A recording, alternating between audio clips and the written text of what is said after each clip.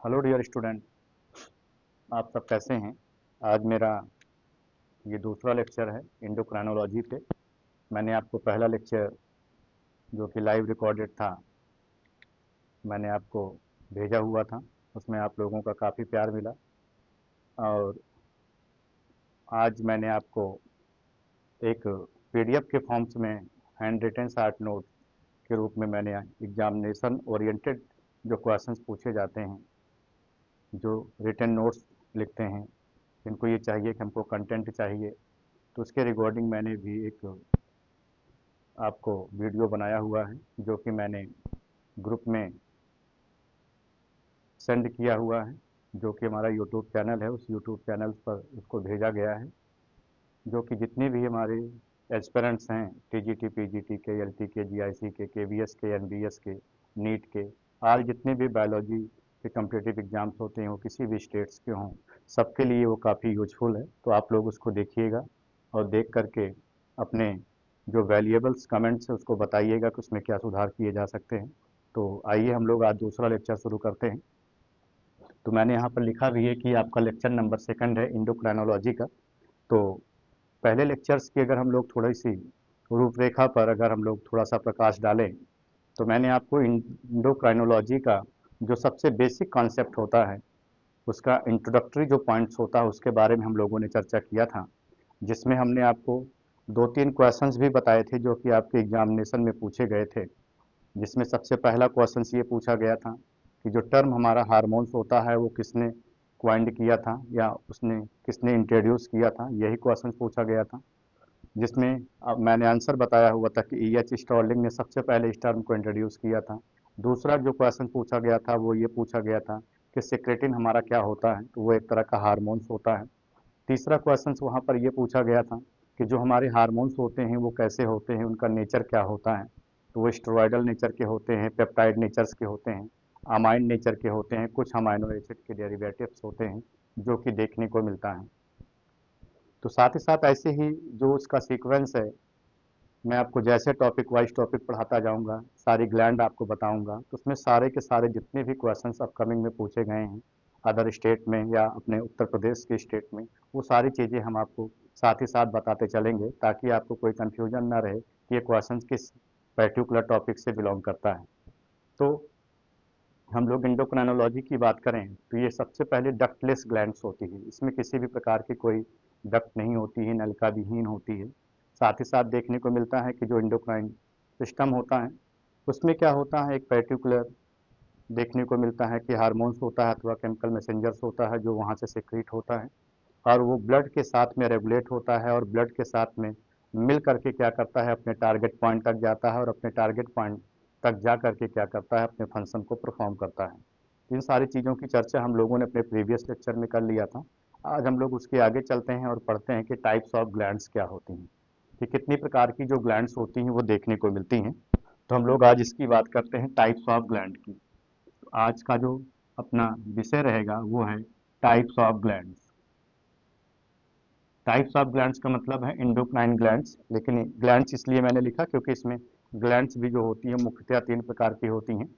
जिसमें अपने को सबसे पहला देखने को मिलता है कि हमारी एक्सोक्राइन ग्लैंड होती है, दूसरा देखने को मिलता है कि एंडोक्राइन ग्लैंड होती है, और तीसरी जो होती है वो मिक्स्ड ग्लैंड होती है। तो हम इन तीनों ग्लैंड के बारे में हम लोग थोड़ा सा चर्चा कर लेते हैं। तो इसमें तीन ग्लैंड हमारी होती हैं, तो तीनों ग्लैंड को हम लोग एक अलग अलग व्यू से देख लेते हैं। तो सबसे पहली जो ग्लैंड हमारी होती है उस ग्लैंड को हम लोग एक्सोक्राइन ग्लैंड बोलते हैं, ये एक्सोक्राइन होती है। दूसरी जो ग्लैंड होती है इसको हम लोग एंडोक्राइन ग्लैंड का नाम देते हैं, ये हमारी एंडोक्राइन ग्लैंड होती है। तीसरी जो ग्लैंड होती है इसको हम लोग जो नाम देते हैं ये मिक्स्ड ग्लैंड होती है, मिक्स्ड ग्लैंड है।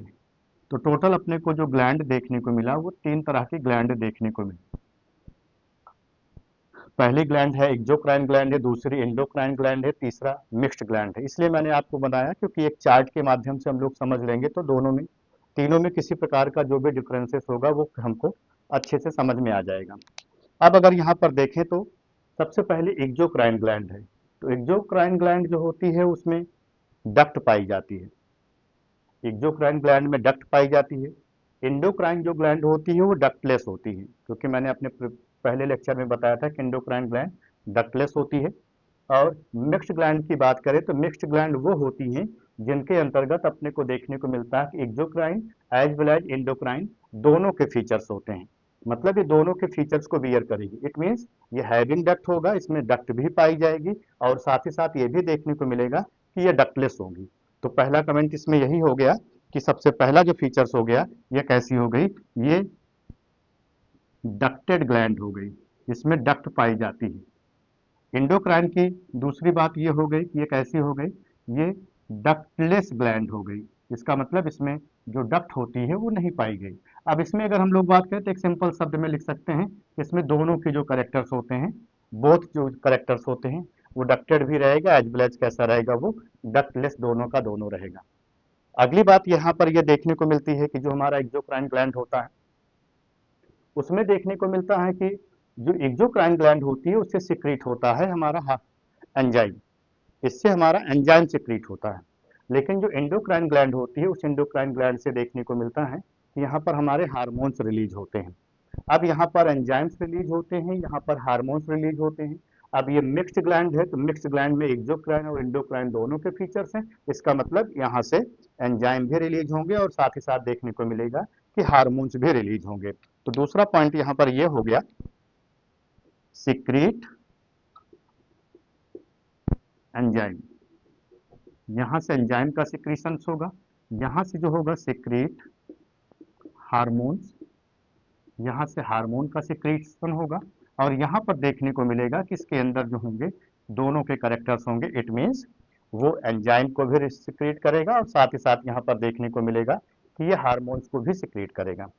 अब तीसरी बात यहाँ पर देखने को मिलती है कि जो हमारा एक्सोक्राइन ग्लैंड होता है, ये एंजाइम को रिलीज करता है। अगर ये एंजाइम को रिलीज करेगा तो ये क्या होता है, इसका जो टारगेट पॉइंट होगा वो डक्ट के माध्यम से क्या करेगा, अपने वर्क को प्रोसीड करेगा।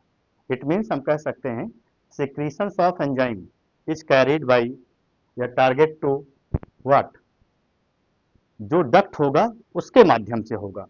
लेकिन अगर हम लोग इसकी बात करेंगे, ये डक्टलेस होता है, तो इसमें जो सिक्रीशंस होता है, secretions to carried target via blood, यहाँ पर थ्रू ब्लड के थ्रू से होगा। लेकिन यहाँ पर देखने को मिलेगा तो ये एंजाइम है, यहाँ पर ये हार्मोन्स है। अब यहाँ पर जो सिक्रीशंस यहाँ पर देखने को मिल रहा है वो दोनों के माध्यम से देखने को मिलेगा। इट मीन्स हम यहाँ पर ये कह सकते हैं कि क्या, सिक्रीशंस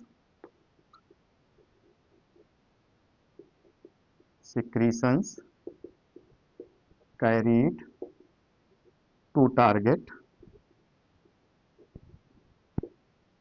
बाई डक्ट, ये बाई डक्ट के माध्यम से होगा। यहाँ पर कह सकते हैं secretion carried to target through blood, ये ब्लड के थ्रू से होगा। और इसमें देखने को मिलेगा कि इसमें दोनों के फीचर्स होंगे, इसीलिए मैंने बोथ बोथ बोथ लिख दिया है तीनों में। ये तो हो गया इन केस में डक्टेड ग्लैंड्स में, डक्टलेस ग्लैंड में, और जो मैंने बोथ लिखा। इट मीन्स एक्सोक्राइन में, इंडोक्राइन में एंड मिक्स ग्लैंड में क्या डिफरेंस होते हैं। तो तीन डिफरेंस मैंने आपको बताया जो कि काफी इंपॉर्टेंट होते हैं। अगली बात यहाँ पर होती है कि इसके क्या स्पेसिफिक एग्जाम्पल्स हैं, इसके क्या क्या एग्जाम्पल्स होते हैं। एक एग्जाम्पल जो हम लोग यहाँ पर लेंगे, क्योंकि ये डक्ट में होगी तो इसका मतलब जैसे पहला ही हो गया सलाइवरी ग्लैंड हमारी हो गई, हम सलाइवरी ग्लैंड की बात कर लेंगे। दूसरी हम लोग बात कर लेंगे कि जो गैस्ट्रिक ग्लैंड होती है, गैस्ट्रिक ग्लैंड होती है, हम उसकी बात कर लेंगे। अगली बात कर लेंगे जैसे हमारा म्यूकस ग्लैंड हो गई, म्यूकस ग्लैंड हो गई। जैसे हमारी हो गई सीवेसियस ग्लैंड हो गई, सीवेसियस ग्लैंड हो गई। Sweat gland, sweat gland. Exocrine में ही हमारा लीवर भी आता है, जो कि कई बार एग्जाम में पूछा गया है कि हमारी बॉडी की सबसे लार्जेस्ट ग्लैंड क्या होती है। तो अगर हमारी बॉडी की सबसे लार्जेस्ट ग्लैंड पूछा जाए बट एक्सोक्राइन पूछा जाए, तब हम वहां पर लीवर का नाम लेंगे कि हमारा लीवर होता है। लेकिन अगर वहां पर पूछा जाए कि हमारी बॉडी की में जो एंडोक्राइन ग्लैंड होती है उसमें सबसे लार्जेस्ट ग्लैंड कौन सी होती है, तब हम वहां पर क्या लेंगे, थायराइड ग्लैंड का नाम लेंगे। अब यहाँ पर अगर हम लोग एग्जाम्पल की बात करते हैं कि जो हमारी डक्टलेस ग्लैंड होती है, उस डक्टलेस ग्लैंड में कौन कौन सी ग्लैंड आती है हमारी, तो उसमें जो सबसे पहली ग्लैंड आती है एग्जाम्पल के रूप में, वो आती है हमारी पीनियल ग्लैंड। इसमें पीनियल ग्लैंड आती है। दूसरी जो आती है इसमें हमको देखने को मिलता है हाइपोथैलेमस होती है, हाइपोथैलेमस होती है। तीसरी की बात करते हैं तो वो पिट्यूटरी ग्लैंड होती है, पिट्यूटरी ग्लैंड होती है। चौथे की बात करते हैं तो इसमें थायराइड ग्लैंड होती है, थायराइड ग्लैंड जो मैंने अभी आपको बताया कि हमारी बॉडी की सबसे लार्जेस्ट एंडोक्राइन ग्लैंड होती है। उसके बाद देखने को मिलता है कि पैराथायराइड ग्लैंड होती है, पैराथायराइड ग्लैंड होती है। अगले हम यहाँ पर लिख दे रहे हैं कि पैराथायराइड के बाद जो हमारी होती हैं वो हमारी एड्रीनल ग्लैंड होती हैं, एड्रीनल ग्लैंड होती हैं। उसके बाद जो हमारा लास्ट होता है वो होता है हमारा गोनैड।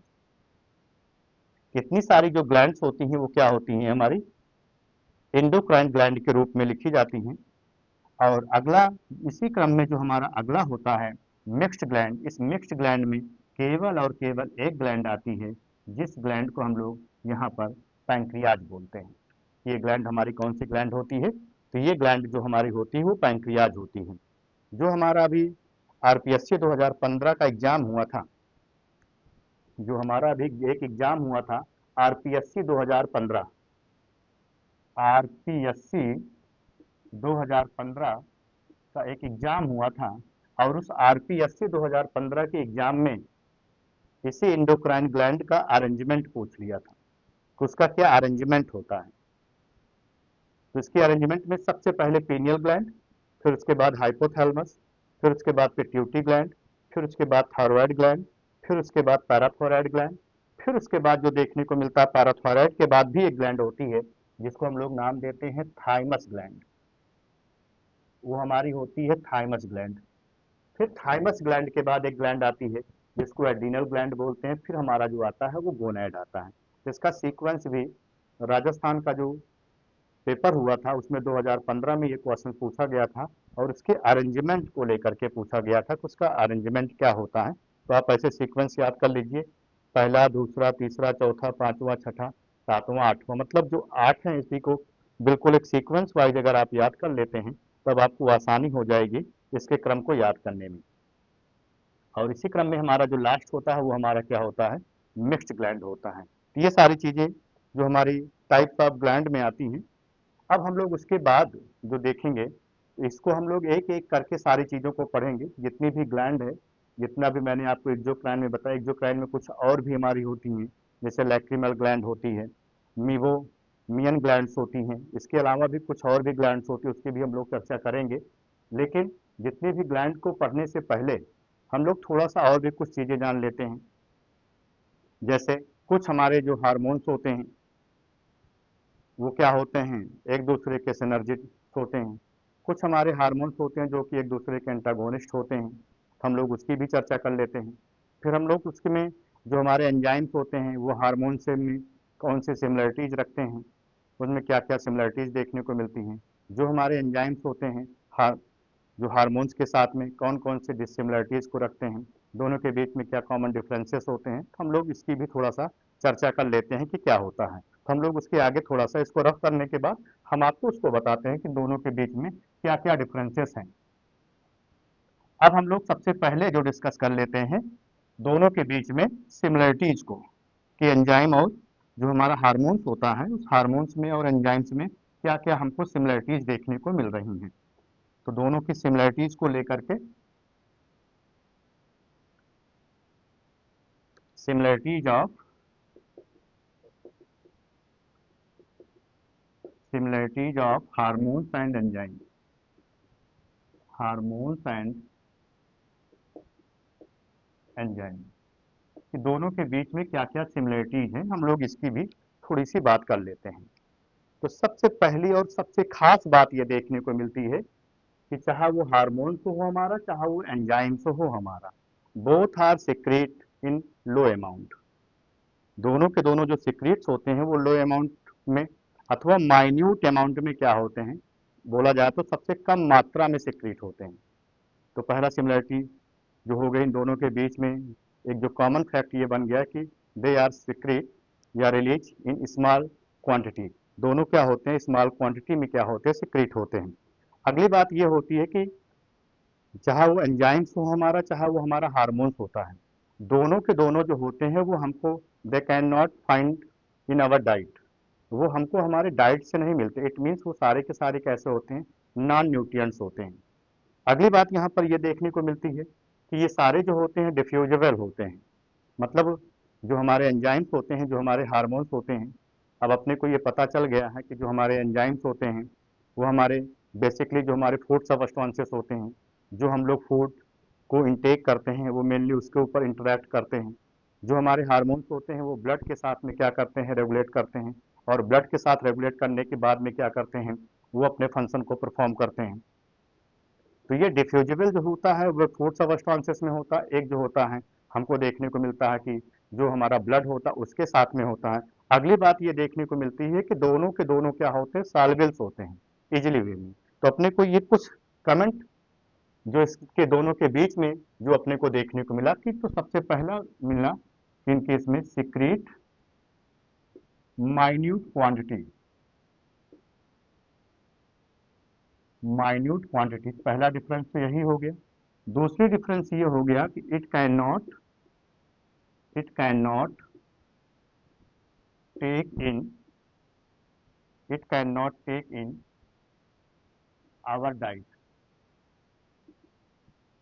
आवर डाइट इसको हम लोग अपने डाइट से नहीं लेते। इट मीन्स हम लोग ये कह सकते हैं कि ये कैसा होता है, नॉन न्यूट्रिएंट एक तरह का क्या होता है, ये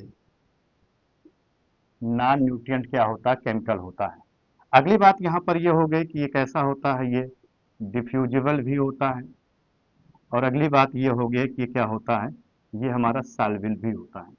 इस तरह से अपने को फोर फॉलोइंग जो फैक्ट हैं वो देखने को मिल गया कि स्मॉल क्वांटिटी में क्या होता है, स्मॉल क्वांटिटी में क्या होता है, रिलीज होता है।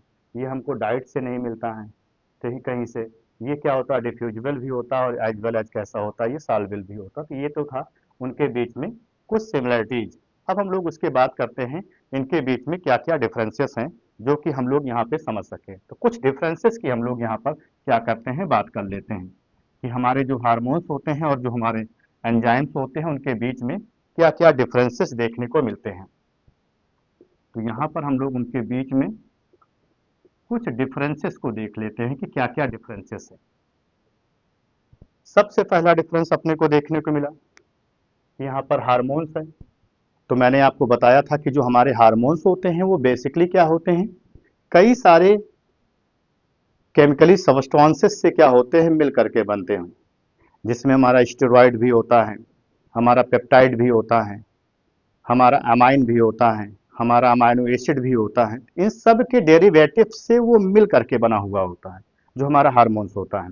लेकिन जब एंजाइम्स की बात करते हैं तो एंजाइम्स जो होते हैं वो बेसिकली कैसे होते हैं, वो प्रोटीनियस नेचर के होते हैं।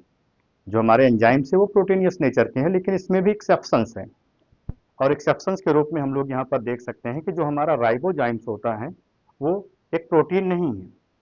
तो उसमें एक्सेप्शन भी है, लेकिन मोस्ट ऑफ देम केसेस में देखने को मिलता है कि जो हमारे एंजाइम्स होते हैं वो कैसे होते हैं, वो प्रोटीनियस होते हैं। तो सबसे पहली बात यहाँ पर हम लिख सकते हैं कि hormones are different in nature, different in nature. अगर डिफरेंट नेचर में है तो कौन कौन सा डिफरेंट नेचर है, तो मैंने अभी आपको बताया वो हमारा स्टेरॉइड हो सकता है। स्टेरॉइड के साथ साथ हमको देखने को मिलता है वो पेप्टाइड है। उसके बाद देखने को मिलता है ये हमारे अमाइनो एसिड के डेरिवेटिव्स होते हैं, अमाइनो एसिड डेरिवेटिव्स होते हैं। उसके बाद देखने को मिलता है कि ये अमाइंस भी होते हैं। ये क्वेश्चन भी आपका इम्पोर्टेंट है, ये क्वेश्चन भी आपका एग्जाम में पूछा गया है। जो आपका पीजीटी का एग्जाम हुआ था उस पीजीटी के एग्जाम में 2010 में आई थिंक ये क्वेश्चन आपका पूछा गया है कि आपका जो पीजीटी का एग्जाम 2010 में हुआ था उसमें ये क्वेश्चन पूछा गया है कि हार्मोन्स का केमिकल नेचर क्या होता है।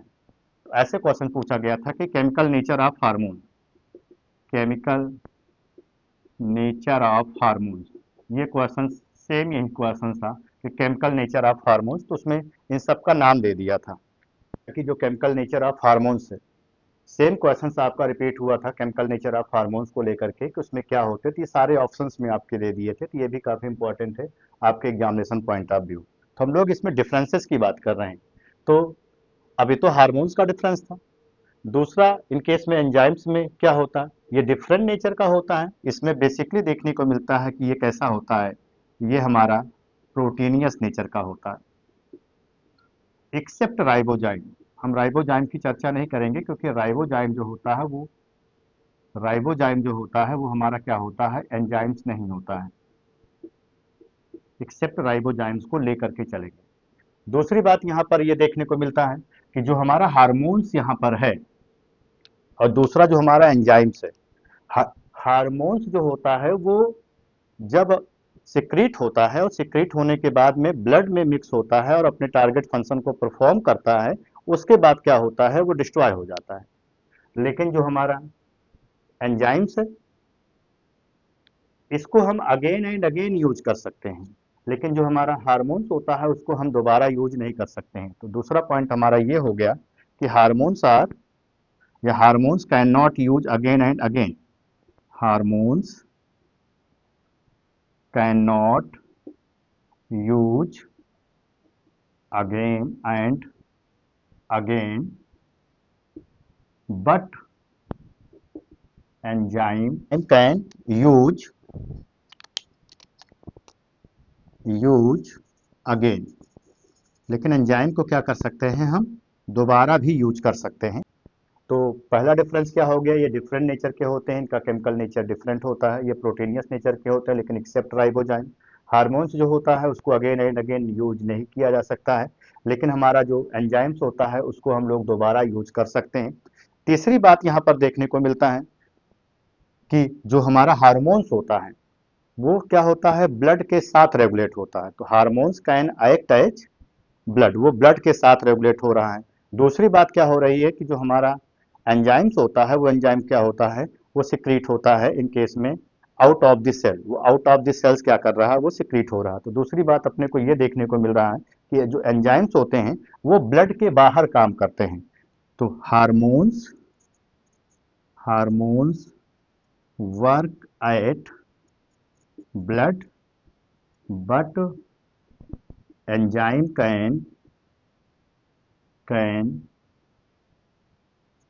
work as outside of the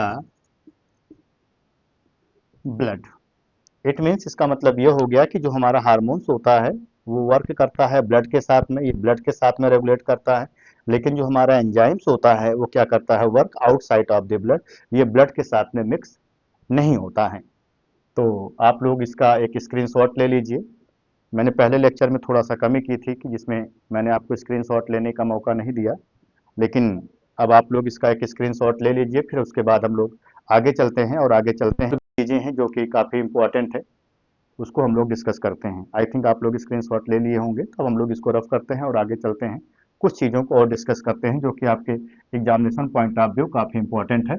अब इसके बाद हम लोग जो डिस्कस करते हैं वो डिस्कस करते हैं कुछ ऐसे भी हमारे हार्मोन्स होते हैं जो कि एक साथ काम करते हैं, कुछ ऐसे हमारे हार्मोन्स होते हैं जो कि एक साथ काम नहीं करते हैं। तो उनमें क्या क्या चीज़ें होती हैं जो अपने को देखने को मिलती हैं। तो सबसे पहले हम लोग नोट के रूप में इसको पढ़ लेते हैं क्योंकि ये काफ़ी इंपॉर्टेंट है, कभी कभी इससे भी क्वेश्चन देखने को मिल जाता है। तो पहला जो होता है वो होता है सिनर्जिज्म, कि मतलब एक साथ किस तरह से जो हमारे हार्मोन्स होते हैं वो वर्क करते हैं। तो इसको हम लोग क्या नाम देते हैं, सिनर्जिज्म हार्मोन।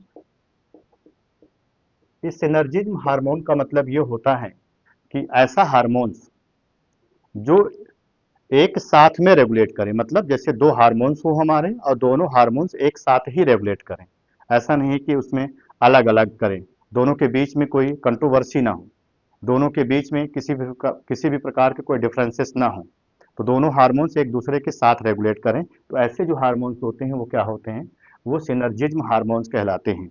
वहीं पर देखने को मिलता है कि वो हार्मोन्स जो एक साथ में रेगुलेट ना करें, जैसे टू हार्मोन्स हैं, दोनों हार्मोन्स एक दूसरे के साथ में वर्क ना करें, एक दूसरे के साथ में ना रहें और वो उनकी स्पेसिफिक प्रॉपर्टीज को क्या करें, इन्फ्लुएंस करें, तो ऐसे हार्मोन्स जो होते हैं वो क्या कहलाते हैं, वो हार्मोन जो होते हैं एंटागोनिज्म हार्मोन्स कहलाते हैं। तो सबसे पहला जो हार्मोन्स है वो हमारा क्या है, सिनर्जिज्म हार्मोन्स है। तो इसका मतलब हो गया when two hormones work together, जब दो हार्मोन्स क्या होते हैं एक दूसरे के साथ में क्या करते हैं, काम करते हैं, तो ऐसे हार्मोन्स को हम लोग जो नाम देते हैं वो क्या नाम देते हैं, उसको हम लोग सिनर्जिज्म बोलते हैं। एग्जाम्पल भी इसका देखने को मिलता है इसके उदाहरण के रूप में, जैसे फॉलिकल स्टिमुलेटिंग हार्मोन है एंड हमारा क्या होता है, ल्यूटिनाइजिंग हार्मोन। तो पहला जो हार्मोन है वो क्या है, सॉरी कह रहे हैं पहला हार्मोन जो इसका एग्जाम्पल है follicle stimulating hormone, stimulating hormones, और एलएच का मतलब होता है ल्यूटिनाइजिंग हार्मोन, ल्यूटिनाइजिंग हार्मोन। इन दोनों के बीच में भी क्या होती है, काफ़ी सिमिलरिटीज देखने को मिलती है। दूसरा जो देखने को मिलता है उदाहरण के रूप में वो होता है अपना ग्लूकागान एंड कार्टिसोल, ग्लूकागान एंड कॉर्टिसोल। अगर आपको याद हो कॉर्टिसोल की हम लोग चर्चा कर चुके हैं, कॉर्टिसोल को हम लोग दूसरे शब्दों में ग्लूकोकॉर्टिकॉइड हार्मोन्स भी बोलते हैं, और यही वो ग्लूकोकॉर्टिकॉइड हार्मोन्स होता है जो कि एड्रिनल कॉर्टेक्स में जो हमारा ग्लूकोकॉर्टिकॉइड हार्मोन्स होता है वो क्या होता है, लो अमाउंट में सिक्रीट होता है, जिसकी वजह से एक डिसऑर्डर्स भी क्रिएट हुआ था जो मैंने आपको बताया था कि एडसन डिजीज कहलाता है, जिसके बिहाफ पर थॉमस एडसन को फादर ऑफ एंडोक्राइनोलॉजी का क्रेडिट मिला। तो ये कार्टिसोल हार्मोन्स होता है, इन दोनों के बीच में भी काफ़ी क्या होता है, सिमिलरिटीज देखने को मिलती है। तो अगला जो इसी क्रम में जो दूसरा हमारा हार्मोन्स होता है वो होता है antagonism hormone, antagonism hormones. Antagonism hormones की बात करते हैं तो बिल्कुल जैसे when two hormones work together, इसमें क्या होगा, उसके अगेंस्ट क्या करता है, काम करता है। व्हेन टू हार्मोन्स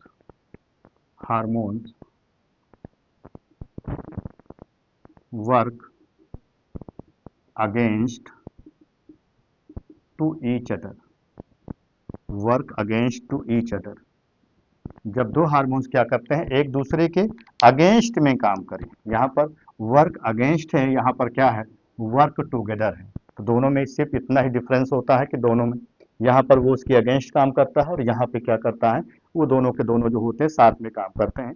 जैसे उदाहरण के रूप में अगर हम लोग यहाँ पर देखें, इसका जो उदाहरण है वो है इंसुलिन एंड ग्लूकागान हार्मोन।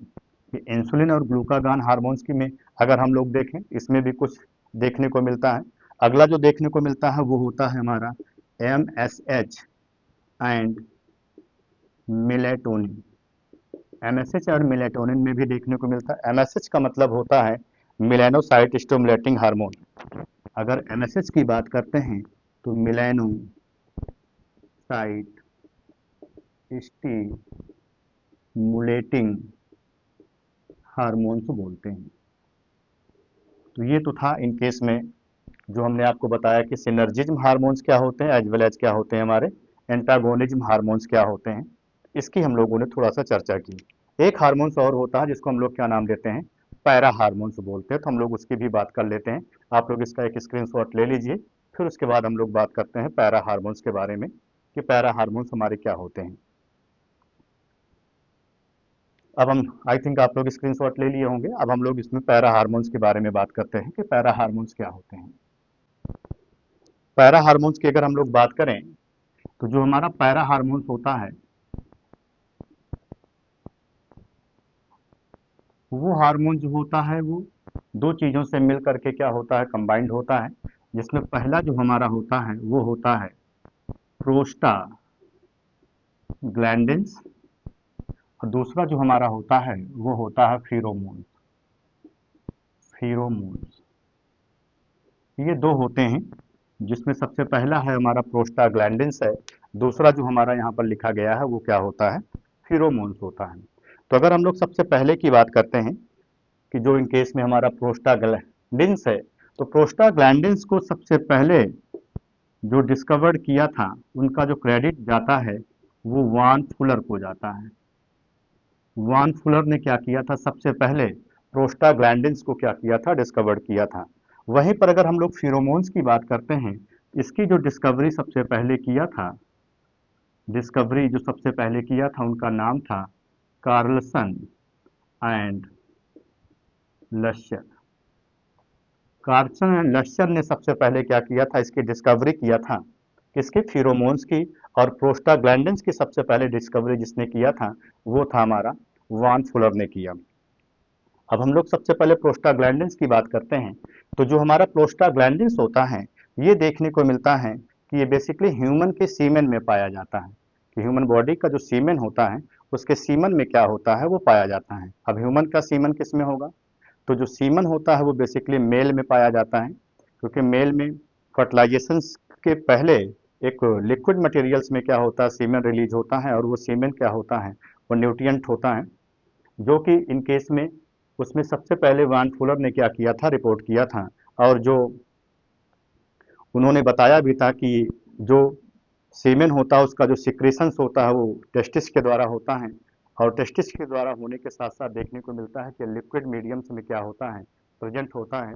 और इसका सबसे बड़ा इम्पोर्टेंट जो उन्होंने फंक्शन बताया था वो उन्होंने ये बताया था कि जो गर्भाशय की पेशियां होती हैं, जो यूटरस की मसल्स होती हैं, उनको क्या करता है, यह कॉन्ट्रैक्ट उसका संकुचित करने में क्या करता है, उनकी मदद करता है। तो ये तो था प्रोस्टाग्लैंडिन्स में जो कि केस में देखने को मिला। तो पहली बात यहाँ पर ये देखने को मिला कि फाउंड इन ह्यूमन सीमेन, इसको ह्यूमन सीमेन में सबसे पहले देखने को मिला कि ह्यूमन सीमेन में था। अगली बात ये देखने को मिला, इट सिक्रीट ह्यूमन टेस्टिस, ये ह्यूमन टेस्टिस के थ्रू से क्या होता, सिक्रीट होता। अगली बात ये देखने को मिला, प्रेजेंट इन लिक्विड मीडियम या लिक्विड मीडियम और लिक्विड फॉर्म्स देखने को मिला। और इसका सबसे इंपॉर्टेंट फंक्शन देखने को मिल गया, एक्ट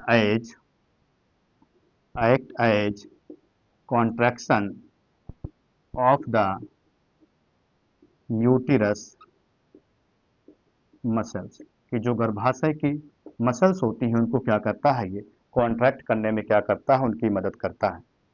अब यहीं पर हम लोग फिरोमोन्स की बात कर लेते हैं कि जो हमारे फिरोमोन्स होते हैं वो क्या होते हैं।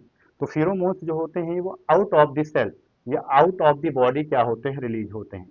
आउट ऑफ द बॉडी क्या होते हैं, ये रिलीज किए जाते हैं। मतलब ये ऐसे फिरोमोन्स होते हैं जो कि क्या होते हैं, आउट ऑफ द बॉडी, जैसे देखने को भी मिलता है कि फिरोमोन्स को हम ऐसे भी समझ सकते हैं कि मान लीजिए लॉयन है, ठीक है, उसकी खुद की अपनी एक टेरिटोरी होती है। कुत्ता है तो जहाँ पर वो अपने यूरिन को करता, एक्सक्रीट करता है, तो वो इन केस में उसकी गंध से क्या कर लेता है, उसको पहचान लेता है, तो वो भी एक तरह का फिरोमोन्स होता है। इसका एग्जाम्पल ऐसे भी समझ सकते हैं, जैसे हमारी सिल्क मॉथ होती है, जिसको हम लोग सिल्क मॉथ को बॉम्बिक्स मोराई बोलते हैं, उससे कई सारी डिफरेंट स्पीसीजेज भी देखने को मिलती हैं। तो उनमें भी ये देखने को मिलता है कि मेल बॉडी अगर कहीं पर भी है या फीमेल बॉडी कहीं पर भी है, तो फिरोमोन्स के थ्रू से क्या होता है, वो तुरंत ही उसको डिटेक्ट कर लेता है कि इन केस में जो मेल बॉडी है वो कहाँ पर है। अप्रॉक्सीमेट ऐसा भी बताया जाता है कि 1 माइल्स की दूरी पर भी अगर वो देख रहता है तब भी उसको क्या होता है, वो तुरंत ही उसको अटैक कर लेती है। साथ ही साथ ऐसे कई सारी चीज़ें होती हैं जो कि इन केस में फिरोमोन्स में देखने को मिलती है। फिरोमोन्स को हम लोग ऐसे भी कहते हैं कि सेक्सुअल बिहेवियर अथवा एक तरह का सेक्स अट्रैक्टेंट क्या होता है, हमारा हार्मोन्स भी होता है। तो ऐसी कई सारी चीज़ें हैं जो फिरोमोन्स में अपने को देखने को मिलती है, लेकिन छोटा सा पॉइंट है ये, फिरोमोन्स इसमें आया तो उसकी हम लोग चर्चा कर ले रहे हैं। फिरोमोन्स अपने आप में एक ब्रॉड सब्जेक्ट, एक ब्रॉड टॉपिक ही है, जिसकी चर्चा हम लोग जहाँ पर भी ये फिरोमोन्स आएगा उसमें हम लोग करेंगे। फिलहाल के लिए थोड़ा सा हम लोग जान लेते हैं कि क्या होते हैं। तो आउट ऑफ दी सेल्स क्या होते हैं, ये रिलीज होते हैं। ये कैसे होते हैं, ये मैंने आपको बताया, ये सेक्स अट्रैक्टेंट भी होते हैं, सेक्स अट्रैक्टेंट भी होते हैं। और साथ ही साथ अपने को देखने को मिलता है कि ये क्या होते हैं, इसमें जो भी हमारे एनिमल्स होते हैं वो अपनी टेरिटोरी को इसी फिरोमोन्स के थ्रू से क्या कर लेते हैं, डिटेक्ट कर लेते हैं। साथ ही साथ ये भी देखने को मिलते हैं कि कुछ ऐसे होते हैं जो कि क्या करते हैं, डेंजरस जो सिग्नल्स होते हैं, उस डेंजरस सिग्नल्स को क्या करते हैं, प्रोवाइड करते हैं, या ऐसा कह सकते हैं to provide dangerous signal, to provide dangerous signal. ये डेंजरस सिग्नल को भी क्या करते हैं, प्रोवाइड करते हैं। तो ये तो था हमारा पैरा हार्मोन्स, जो कि इन केस में यहाँ पर देखने को मिला कि पैरा हार्मोन्स। तो मैंने आपको सिनर्जिज्म हार्मोन के बारे में बताया, मैंने आपको जो बताया वो पैरा हार्मोन्स के बारे में बताया, एक मैंने आपको बताया कि जो हमारा हार्मोन्स होता है वो कौन सा होता है, एंटागोनिज्म हार्मोन। तो तीन ऐसे कॉमन पॉइंट्स हैं जो कि मैंने आपको बताया कि ये सारी चीज़ें होती हैं। तो इतनी सारी चीज़ें आप लोग इसको फाइंड आउट करिए। उसके बाद अब हम आपको अगले लेक्चर में बताएंगे कि इसका एम्ब्रियोनिक डेवलपमेंट कैसे होता है। मैंने आपको प्रीवियस लेक्चर में ही बताया था कि एम्ब्रियोनिक डेवलपमेंट हम आपको बताएंगे, लेकिन वीडियो बहुत ज़्यादा लंबा ना हो, इसके लिए हम लोग अब इसको अगले पार्ट में डिस्कस करेंगे और प्रयास करेंगे कि अगले पार्ट में पूरा का पूरा जो एक्सोक्राइन ग्लैंड है हमारी, उसको हम लोग फिनिश कर लें। तो आज के लेक्चर में इतना ही। धन्यवाद। जय हिंद।